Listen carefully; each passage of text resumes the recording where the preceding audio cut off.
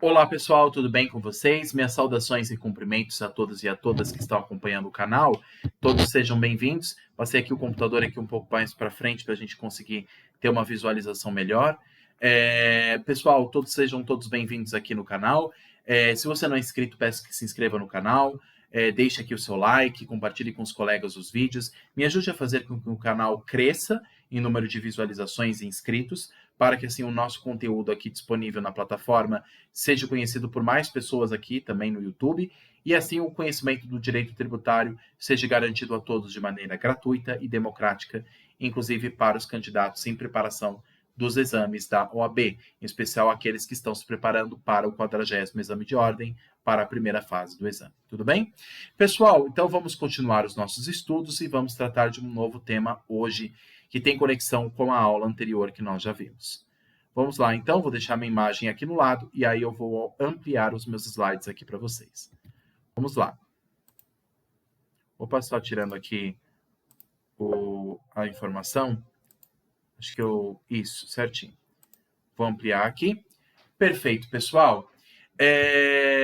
Então, hoje o tema que nós vamos tratar na aula de hoje será dívida ativa, um tema muito importante, um tema que cai em prova e que tem conexão com outra aula que nós também já vimos, que é o tema de execução fiscal. Então, a criação da CDA, da Certidão de Dívida Ativa, é fundamental para compreendermos as etapas do processo tributário. Muito bem, pessoal. Quais são as considerações que nós podemos fazer de maneira inicial sobre esse tema? Sistema de cobrança dos tributos. Então, a constituição, pessoal, da dívida ativa, desse título executivo extrajudicial, a criação desse título executivo, que vai dar liquidez, materialidade a esse título, que será cobrado pela Fazenda Pública através da Procuradoria, pelo meio judicial, ele é um sistema de cobrança de tributos. Então, a Procuradoria-Geral, ela tem essa função justamente de auxiliar na cobrança desses tributos, para a constituição desse valor, né, dando materialidade a ele, para que ele possa ser cobrado pela via judicial. Para o processo de execução fiscal, é necessário haver um título executivo, ou seja, algo que comprove que o contribuinte deve algo ao governo. E para isso a Fazenda Pública inscreve o crédito tributário em dívida ativa. Então a dívida ativa, pessoal, a inscrição de dívida ativa, ou da CDA, Certidão de Dívida Ativa, ela ocorre antes da execução fiscal. Para que a execução fiscal possa ocorrer, além de ter que respeitar aquele prazo prescricional de 5 anos, a contar do lançamento do tributo, ela deve observar também esse requisito. E qual que é o requisito que deve observar, como a gente viu aqui? Que é inscrever o valor em CDA, em Certidão de Dívida Ativa, permitindo assim que a execução fiscal possa ocorrer pela via judicial, também com base no artigo 204 do CTN. A inscrição em dívida ativa será feita por um órgão jurídico e não administrativo, dando início ao processo de execução fiscal. E qual que é o órgão jurídico que dá início, que dá primeiro inscrição à dívida ativa e depois dá início à execução fiscal? Quem é? É o que a gente viu, a Procuradoria. A Procuradoria, que é um órgão de advogados públicos concursados, ligados àquele governo, né? Então, nós temos a PGFN, que é a Procuradoria-Geral da Fazenda Nacional, que é o órgão jurídico que será responsável pela inscrição de dívida ativa e a cobrança dela para o início da ação de execução fiscal. Tudo bem?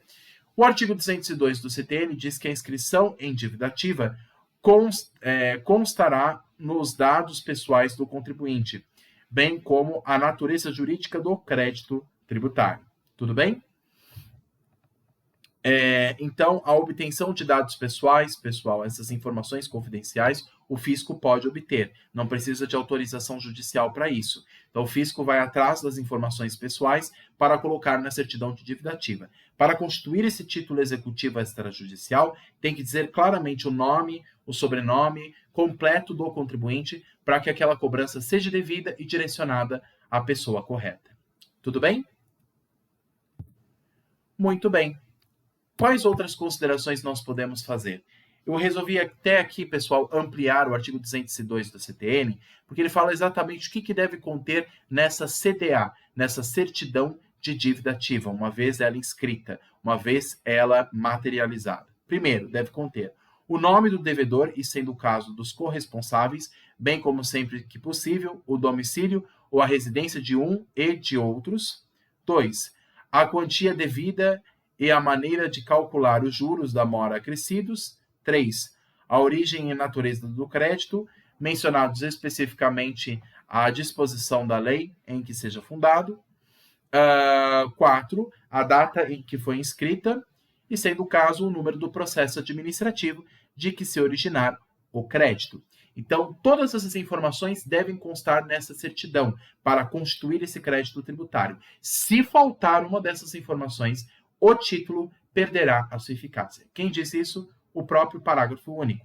Ele diz o seguinte: a certidão conterá, além dos requisitos desse artigo, a indicação do livro e da folha de inscrição.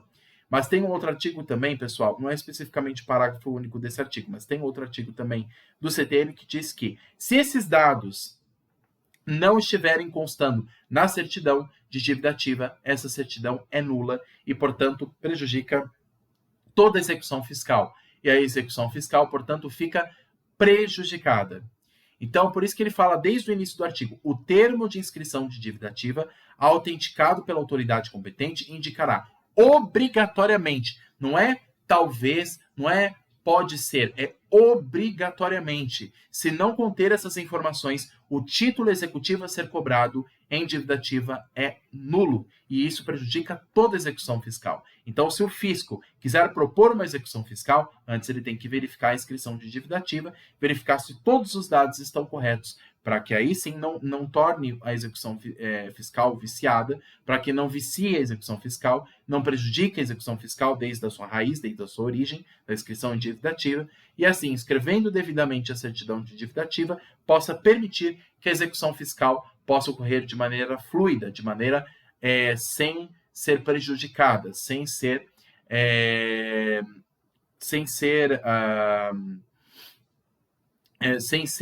perder a sua eficácia, né? Então, para que a execução fiscal possa ocorrer, ela tem que ser iniciada antes por uma inscrição de dívida ativa e que deve observar esses requisitos do artigo 202 do CTN. Tudo bem? Perfeito, pessoal. Então, analisando esses artigos do CTN, quais outras considerações nós podemos fazer a respeito deste tributo? Dessa inscrição de dívida ativa. A certidão de dívida ativa, pessoal, como eu falei, é um título executivo extrajudicial. Não é o Poder Judiciário que inscreve a dívida ativa, é o Poder Executivo.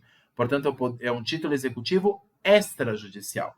E o artigo 203 do CTN diz que, se a inscrição é nula, a CDA também será nula. Então, se a inscrição for nula, a CDA vai ser nula e decretando, portanto, toda a nulidade da execução fiscal. Portanto, é um efeito em cadeias. Se houver nulidade desde o início, se houver algum vício desde o início, se houver alguma ilegalidade desde o início, algum problema, isso vai prejudicar todo o resto da execução fiscal e poderá o fisco ficar sem nenhum valor. Tudo bem? A súmula 392 do STJ diz assim: a Fazenda Pública pode substituir a certidão de dívida ativa, CDA, até a prolação da sentença de embargos, enquanto se tratar de de correção de erro material ou formal, vedado a modificação do sujeito passivo da execução fiscal. Desculpa, pessoal. Então, olha só o que a súmula diz novamente, repetindo aqui. A Fazenda Pública pode substituir a certidão até a prolação da sentença dos embargos, enquanto se tratar de correção de erro material ou formal, vedada a modificação do sujeito passivo na execução. E aí, uma outra decisão, pessoal, em sede de recurso especial, que é a decisão 87.768 de São Paulo, o STJ diz o seguinte: inadmissível a substituição da CDA quando houver modificação do próprio lançamento, com alteração do valor devido. Tudo bem? Então, a CDA, pessoal, ela não pode compartilhar informações que não sejam incompatíveis com o resto do processo. Inclusive, o que foi dito lá no lançamento tributário, quando o crédito já foi constituído, dando a sua origem, lá os dados que são divulgados na notificação de lançamento tributário não podem ser incompatíveis com a CDA, porque se houver incompatibilidade entre os dados que foram declarados no ato do lançamento e a CDA, isso prejudicará a CDA, fazendo com que o processo de execução fiscal seja totalmente prejudicado. Tudo bem? Muito bem, pessoal. Continuando aqui a nossa análise, gostaria de apontar também aqui 3 tópicos. Um recurso em sede de agravo regimental, que ocorreu em Minas Gerais, 81.681, que diz que o princípio de não anularidade, nulidade sem prejuízo. As de nullité sans griffe. Há de ater-se para a substância e não para o defeito formal que não comportem o essencial do documento tributário. Então, o que isso quer dizer, pessoal? Para que se declare a nulidade de uma execução fiscal, esse erro tem que ser um erro muito grande. Não um erro meramente formal. Porque o erro meramente formal, de alguma informação ou outra que ficou equivocada, ele pode ser corrigido no ato de execução. Entretanto, se o erro foi muito forte, isso prejudica toda a essencialidade do documento tributário. Tá? Isso prejudica toda a essencialidade da certidão de dívida ativa. Então, há de ater-se para a substância e não para os defeitos formais que não comportem o essencial do documento tributário. Modalidades de certidão.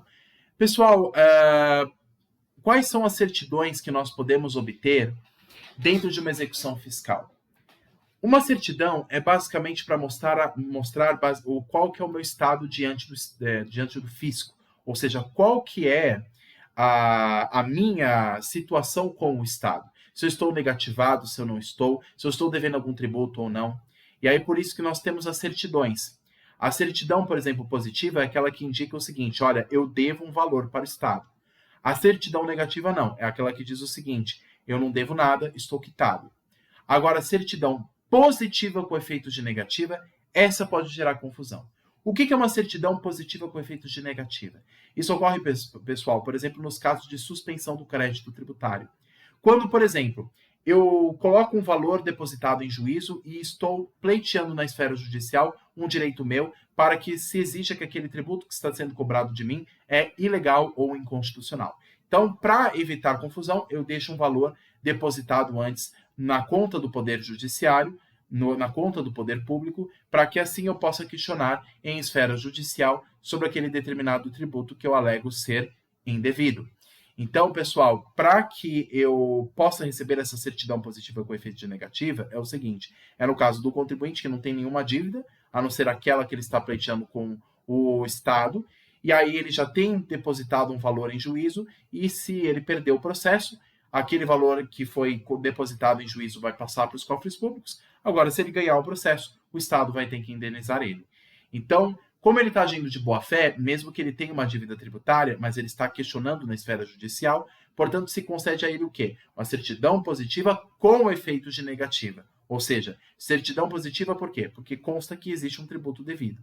Mas com efeitos de negativa, ou seja, mesmo havendo tributo devido, ele pode participar de um processo de licitação, porque esse tributo está sendo questionado na esfera judicial. E pode ser que o Poder Judiciário decrete aquele tributo como inconstitucional. Isso pode acontecer. Então, para não esperar muito tempo, para não se passar muito tempo, se emite essa CDA, essa certidão positiva com efeito de negativa. Desculpa, se emite essa certidão positiva com efeito de negativa para comprovar que o contribuinte não deve, ele deve ao fisco, mas ele está agindo de boa fé. E assim, apresentando essa certidão, ele poderá participar de licitações, de contratos com o Estado. Muito bem, pessoal. Quais outras considerações nós podemos fazer? A certidão, pessoal, positiva de débitos tributários, ela aponta a dívida do contribuinte. Por isso que o nome positiva, ela diz o seguinte, ele realmente deve o tributo. Como também existe a certidão positiva com efeitos de negativa, como eu estava falando com vocês, com base no artigo 206 do CTN, tendo os mesmos efeitos da certidão positiva propriamente dita. Esse tipo de certidão mais específica é essencial em 3 hipóteses. No caso de tributos lançados e não exigidos, a exigibilidade suspensa e a exoneração fiscal garantida. No caso da exigibilidade suspensa, que são as hipóteses de suspensão do crédito tributário, por exemplo, quando eu solicito uma moratória ou quando eu pleiteio a questão na esfera judicial por meio de uma ação anulatória de débito fiscal. Então, eu vou ou por meio de um pedido de liminar dentro de um mandado de segurança. Então, por que eu estou pedindo essa certidão positiva com efeito de negativa? Para que eu apresente para o Estado e diga o seguinte: olha, Estado, eu sei que eu estou devendo tributo, mas eu estou questionando ele na esfera judicial e eu não devo mais nenhum outro, apenas esse que está sendo questionado pelo Poder Judiciário. Então, para que eu possa participar de um processo de licitação com o Estado, já que eu tenho essa dívida com o Estado, eu solicito uma certidão positiva com efeito de negativa. Positiva porque consta a minha dívida, mas com efeito de negativa, ou seja, ela não tem nenhuma eficácia e aí eu posso cumprir com as minhas obrigações. Tudo bem? Aí a súmula 446 do STJ diz que declarado e não pago o débito tributário pelo contribuinte, é legítima a recusa da expedição da certidão negativa ou positiva com efeito de negativa. Olha só. Então, declarado e não pago o débito tributário pelo contribuinte, é legítima a recusa da expedição de certidão negativa ou certidão positiva com efeitos de negativa. Tudo bem? Esses são dois tipos de certidões que vocês têm que tomar cuidado. E a OAB, pessoal, adora perguntar sobre essa certidão positiva com efeito de negativa, porque isso gera confusão na cabeça dos candidatos, aí o pessoal pensa que é a mesma coisa, uma coisa e outra, e aí responde errado nas questões. Então, cuidado. Essa certidão positiva com efeito de negativa, ela tem um efeito diferente das outras certidões. Tudo bem? Muito bem. Outras considerações que nós podemos fazer, com base no artigo 207 do Código Tributário Nacional, ele diz o seguinte: independentemente de disposição legal premissa, será dispensada a prova de quitação do tributo. Desculpa, pessoal, vou ler de novo aqui. Independentemente de disposição legal permissiva, será dispensada a prova de quitação de tributos ou seu suprimento, quando se tratar de prática de ato indispensável para evitar a caducidade do direito, respondendo, porém, todos os participantes do ato pelo tributo porventura devido, juros de mora e penalidades cabíveis, exceto as relativas a infrações cuja responsabilidade seja pessoal ao infrator. Tudo bem? Essas são outras considerações que são cabíveis, no caso, a certidão de dívida ativa. Né? Eu vou repetir mais uma vez, pessoal, esse artigo, que eu acho que é importante a gente ter ele em mente. É o seguinte: independentemente de disposição legal permissiva, será dispensada a prova de quitação dos tributos ou seu suprimento quando se tratar de prática de ato indispensável para evitar a caducidade de direito, respondendo, porém, todos os participantes do ato pelo tributo porventura devido, juros de mora e penalidades cabíveis, exceto as relativas a infrações, cuja responsabilidade seja pessoal ao infrator. Tudo bem? Muito bem. O artigo 208 do CTN diz o seguinte: a certidão negativa expedida com dolo ou fraude que contenha erro contra a fazenda pública responsabiliza pessoalmente o funcionário que a expedir pelo crédito tributário e juros de mora acrescidos. Parágrafo único. O disposto nesse artigo não exclui a responsabilidade criminal e funcional no caso em que couber. Pessoal, o que diz aqui o artigo 208? Existem casos de fraudes, ou seja, existem casos, pessoal, em que o funcionário público ele frauda alguma informação para que o contribuinte conste como positivado, ou seja, como alguém que não tem nenhum tributo devido. Então, o funcionário público pode agir em conluio com o contribuinte para mentir na informação da certidão e dizer o seguinte: olha, ele não deve nada ao fisco, ele está quitado, está tudo bem, ele não tem dívida nenhuma. Se o funcionário público colabora com o contribuinte para cometer essa fraude, ele vai responder criminalmente contra isso. Inclusive, pessoal, existe até no Código Penal os chamados crimes contra a administração pública. O que são esses crimes contra a administração pública? É justamente esses crimes praticados por funcionários públicos que agem em conluio com contribuintes, por exemplo, para que fraude informações ao fisco. Então, essa fraude que se é feita contra o Estado para que obtenha informações falsas ou livrar contribuintes de pagar determinado tributo. Esta é, pessoal, uma infração que a pessoa vai responder não somente em âmbito administrativo, o funcionário público pode até ser exonerado do seu cargo e perder o seu cargo público, como também responderá no aspecto civil e, inclusive, penal também. E aí deverá arcar com as penalidades cabíveis, tá? Com as dívidas cabíveis. Perfeito, pessoal. Essas são as considerações que eu queria fazer na CDA, na certidão de dívida ativa, que ela antecede a execução fiscal, e fiquem atentos com esta chamada certidão positiva com efeitos de negativa, porque sempre tem uma questão de primeira fase que pergunta sobre ela.